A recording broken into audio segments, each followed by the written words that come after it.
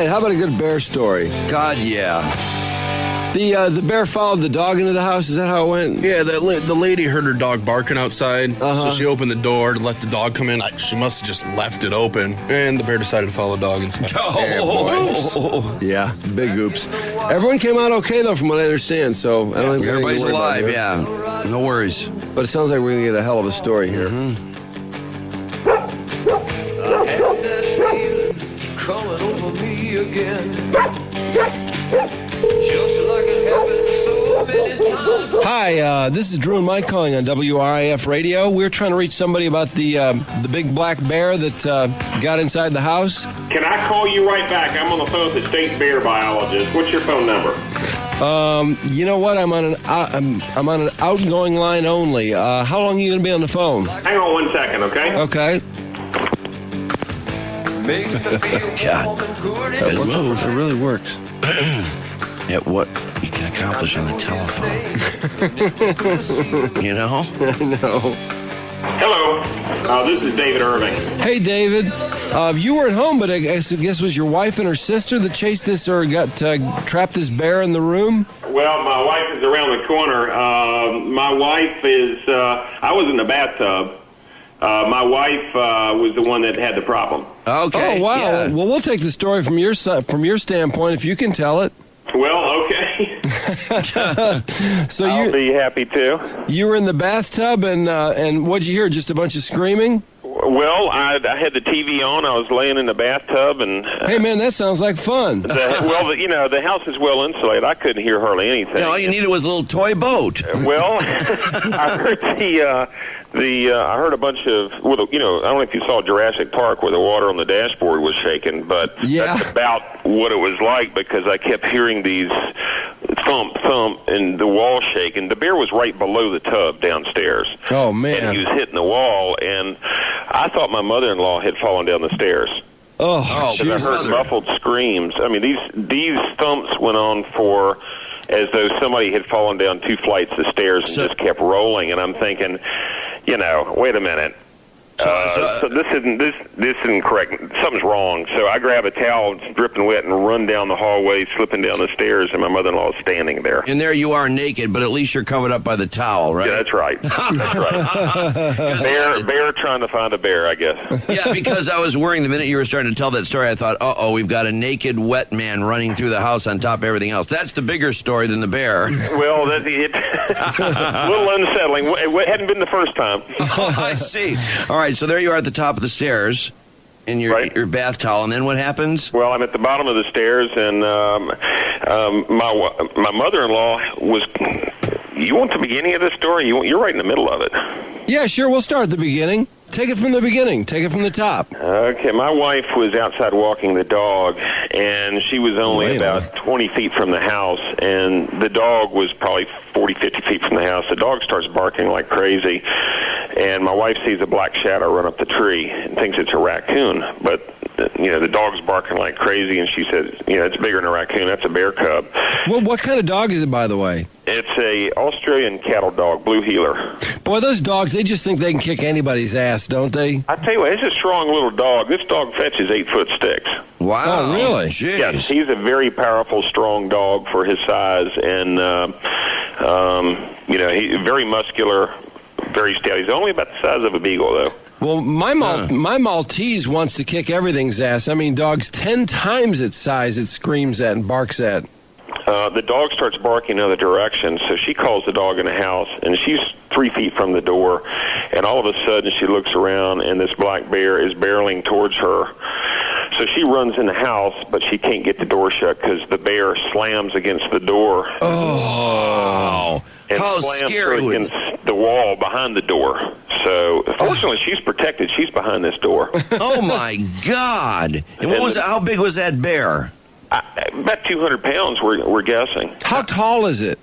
It was my size, about 6 feet tall, probably 6 standing, and that's before the arms were up. I mean, he on all fours, it looks like he was about 5 feet long. So standing up, I don't know, 7 feet. Oh my God! Sounds like when you got out of that bathtub, you being nude and the bear being nude and about the same size, that would have been a fair fight. Well, somebody asked me, how could they tell the difference? And I said, well, I shaved that morning.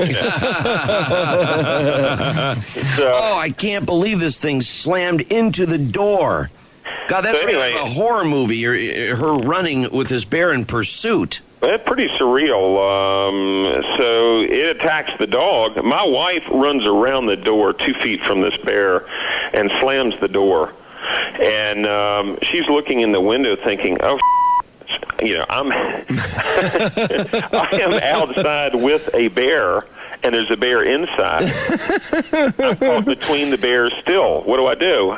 So she sees the bear come to a window, and she says, well, the bear's distracted. She opens the door, comes back in slightly, and yells for her mother, because the door's open between the bear and her 82-year-old mother, which is about 50 feet away. Oh, my God. So she just yells, shut the door, shut the door. And her mother has she didn't know if her mother can hear or not, because her mother's half deaf and she's watching TV, and she still doesn't know if her mother heard her. So she shuts the door, and she's screaming at me in the bathtub. I don't hear anything. And so meanwhile, I feel all this commotion. I run downstairs, ask her mother, what in the world is going on? She says, I don't know. Carla told me to shut the door. She's in there. Uh-huh. So I open the door, and I'm yelling at my wife, and she goes, there's a bear in here. Oh, God. And I'm like, well, where are you? Oh, well, I'm over here.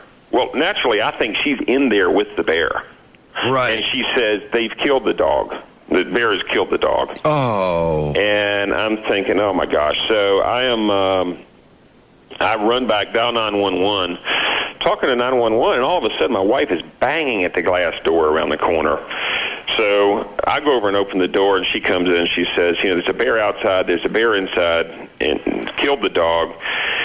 Well, we didn't know at that point. We went to talk to her mother, and before her mother shut the door, the dog and the cat come barreling out of the room, running upstairs. So the dog is still alive. He's cowering upstairs at the opposite end of the house. The cat is looking around every corner in the house for a bear. We need a cat psychologist, quite frankly. I'm sure. Oh, my God. So anyway, I run back upstairs, get dressed, get my old rusty 38, and come back downstairs, and I'm opening the door trying to get this bear in view. I would like to kill the bear before he destroys my house, but I'm aiming right at my leather sofa, and I'm thinking, well, it's not damaged yet, so I don't want to kill my sofa, and if I just barely wound this bear, he's going to be pissed off.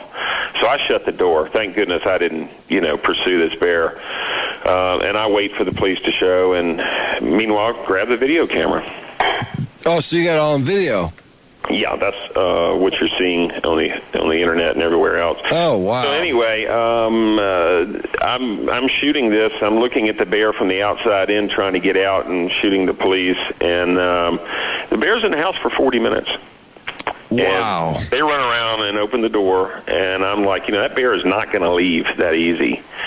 So I get on the intercom, and I page the bedroom downstairs and start screaming at this bear, making bear noises, and by the time I get back to the window, he's gone. He's out there. Let's hear your bear noises. Or I think it was, bear! I don't grunt very well, but, we're go, bear, go, basically. It's silly. So, but the bear goes, but then he comes back towards the officers, and they're making the same noises. And then after that, they leave. And the bear's back out there again. So I'm running at the driveway to catch the game warden, and I see his taillights, and there's a deputy there. I tell the deputy that the bear is still there. Run back in the house. I come back out. Well, the deputy is gone. So anyway, the bear cub was just sighted again about the last hour. It's about a 90 to 100-pound bear cub up here. And I just got off the phone with the state bear biologist to see, can we trap this bear? Meanwhile, I've armed myself heavily, 44 Magnums and 20 gauge shotgun. Oh, boy. I'm trying to be, we're just a little unsettled still, if you can imagine. Oh, hell yeah. Yeah. How's that dog doing? Dog is doing fantastic. Is he? He went downstairs for the first time with the media yesterday and just starts barking at everything in sight because he smells bear. Right. How about the cat? How's the cat doing? Cat was outside on the picnic table hours later after he surveyed, looked out every window. He's laying on the picnic table and not a care in the world, I wonder how the cat would do in terms of getting away from a bear. If the cat could probably get away pretty easily. Well, I asked some people that. They said really the bear barks and the bear's a threat to the cubs, and a cat, they don't bother cats. But if a dog is barking, they take that as a threat. So all this bear was doing was to try to protect his cubs, and we really felt sorry for the bear, quite frankly, and the cubs. We just don't want them to be here. We want them to be someplace else. Yeah, absolutely. So, wow, what a story! I just can't believe that. We took the dog to the vet, and there's somebody standing there. His dog had been bit by a copperhead, and we're looking. God, would we rather have a bear or a copperhead? I don't know. I was thinking bear at the time, but right now I'm thinking copperhead. Yeah, that's a very tough call. Boy, crazy. Well, man, good luck with that 44 and that 20 gauge. Well, we feel a little better, but I think we'll take a few lessons. Wasn't that bear trapped in your basement at one point? Yeah, that was the lower floor of the house. He actually, when he came in, he tried to get out about 5 windows. Pretty much ripped the screens, the wooden Venetian blinds, clawed all the furniture. Wooden furniture has big claw marks, eaten some of the drywall trim off, pulled wood off the windows and was gnawing at the wood. So you see big claw marks and teeth marks, but you don't, he couldn't get out the glass. We don't understand why he couldn't bust through the glass. So I'm hoping to get royalties from the window manufacturer here. Yeah, like it's some sort of a weird safety glass or something weird. Well, it wasn't. It was regular glass. I do know deers have gone through windows for sure. Right. So maybe the antlers, they have a pinpoint and it probably breaks. Yeah. We had a neighbor where we used to live up here closer to the mountains that had a deer jump through his sliding glass door of an enclosed pool. Yeah. And the bear got in